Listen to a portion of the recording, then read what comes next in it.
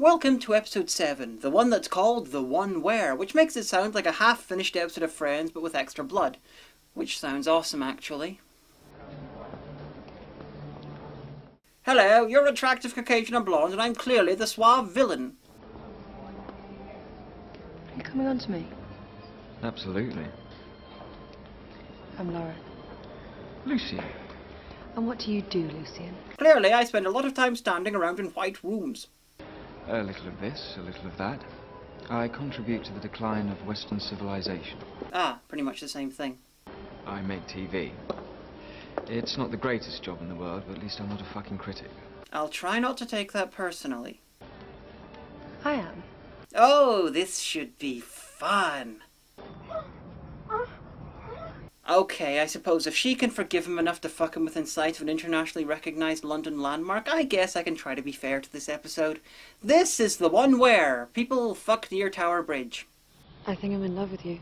Love at first intro. Fuck, that was fast. While they were fucking. Fuck, that fucking was fast, and so was the love. This episode is about Lucian and how he destroys everyone's lives. Now, why am I explaining this at the start? Simple. The guy is called Lucian. He is clearly a villain. In fiction, someone called Lucian is always evil. Or maybe a vampire out for redemption. But they always at least own one red shirt. Her friends' names are as follows. Twat, Twat, Twat, and Twat with Rachel hair. In case you think I'm being somewhat melodramatic about how fucked up they are, the first thing they do after meeting Lucian is have him fuck around with an artist they know. How do you think it felt to be systematically emptied, day in, day out, from the age of 5, by your own flesh and blood? Except you weren't. And he didn't. You weren't abused at all, were you? No police file, no social services report. Your father was a good man, worked hard to put you through private school and never once touched a hair on your head. Everyone wants to hurt. In fact, it might be said that you're a better liar than you ever were an artist. Art is a lie! Congratulations, Bentley. You've just made your first step to recovery. Yeah, the artist was a twat too, but unlike them, he's never driven anyone to commit suicide. Lucian did that because it's part of a TV show he's working on. Of course, the fact that the UK's libel laws would destroy such a show means absolutely nothing. And oh, look at that, it's time for the artist to have a meltdown and commit suicide. Now, the artist guy reacted very over the top about the call. If all you have is an ego, then you get furious and you sue. He committed suicide. Committing suicide only makes sense if he actually was mentally fucked up, and the point of the call was that he was not mentally fucked up and was only pretending to be. Unless he killed himself to prove that he's mentally fucked up, in which case, well done, bonehead.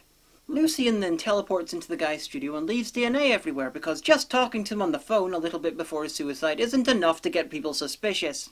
One of the twat couples has a baby and they discuss names. Now, it's not a massive deal, but if you've not even named your baby, then why are you leaving it alone and partying with your friends? Babies usually get named at a pretty fucking young age, and the mother is home and extremely slim. One of the twats doesn't come to the party, so Lucian visits his office and hands him a computer virus on a CD. Because the virus is magical, it blows up all the computer screens in the office. For his defense, I would suggest this. Since this physically can't have happened, therefore it didn't happen, and therefore you couldn't have done it, and therefore you shouldn't be in trouble for it. So Lucian and his radioactive Yoko Ono powers continue on their mission. He talks to the twat with the Rachel haircut. I wish I could tell you anything about her other than the fact that she hates men to such a degree that I think she's in danger of shooting Andy Warhol. All of these twats are blurring into one irritating mass. It's like Tetsuo and Akira if it was made of smug, clipped accents. Because we've not yet had a sex and violence juxtaposition scene in this series, one of the twats arrives home and starts beating the shit out of the one who was dating Lucian, while Lucian fucks the man-hating one, and I'm pretty sure she'd lose her membership to Scum for doing that. So after the very Klingon sex... Going. Thought you were... I have things to do. Lives to ruin, gay to seem. So she kills a man, unfortunately none of the main cast of the episode, so I could have had one less irritating face to look at, and one of the cast members announces that he's done a background check on Lucian, and he doesn't exist. Lucian Green doesn't exist. You know, for a man who uses some sort of mystical telepathy and impossible technology to fuck up people's lives, it would seem that he's pretty bad at covering his tracks. So Lucian visits the one who has a baby and feeds it some cocaine, and that's just given me an idea for something a lot less annoying and repugnant than this. Cocaine baby. He speeds around and bites things. It'd be like Carmageddon if people were made of Lego. So they rush in to save the baby. Unfortunately... Where's Ben? Too late, he's gone. Oh, no. No. What's wrong? Where did he go? Where did he take my son? You have 13 hours in which to solve the labyrinth before your baby brother becomes one of us forever. I know where he'll be. Ah, psychic powers developed because there's minutes left. Classic bit of Deus Ex anus. The dad twat asks once where the baby is. Lucian won't tell him, and then, because it's the best way to get someone talking, he stabs Lucian in the chest. Luckily, he's able to pull it out and pretend to slice his throat with it. Me there. Forward. Dig deep. They'll never find them. So they take him to some waste ground that doesn't actually look all that secluded, and they work out a bright side to everything that's been going on. You all right? I mean, I know we just killed your boyfriend. Yeah, I'm fine. I guess this way he doesn't get to dump me. So the blonde one arrives home and discovers Lucian covered in dirt sitting on her sofa, meaning that 6 episodes out of the 7 have featured some sort of dead person walking around. I shit you not. There's more to horror than being able to walk and be dead at the same time. There's being able to parasail while dead. And this guy, they never explain who he is, but immortal, evil, manipulative, this guy's Tomie with a lot less balls.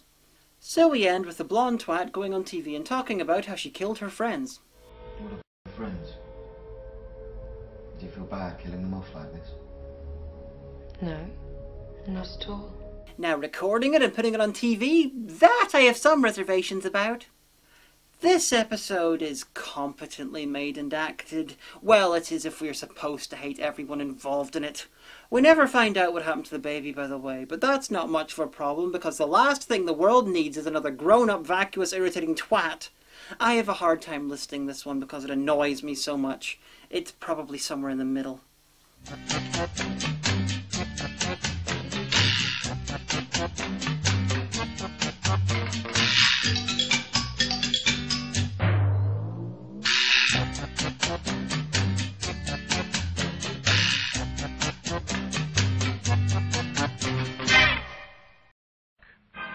People from all walks of life are on their way to Reviewtopia, Internet's city of the future. Our scientists have been working around the clock to bring you the absolute finest in handcrafted reviews, humor, and entertainment to please the eyes and ears of every man, woman, and child. Everything you need will be found right here in Reviewtopia. Operators are standing by to reserve your spot and keep you in touch with our team of reviewers.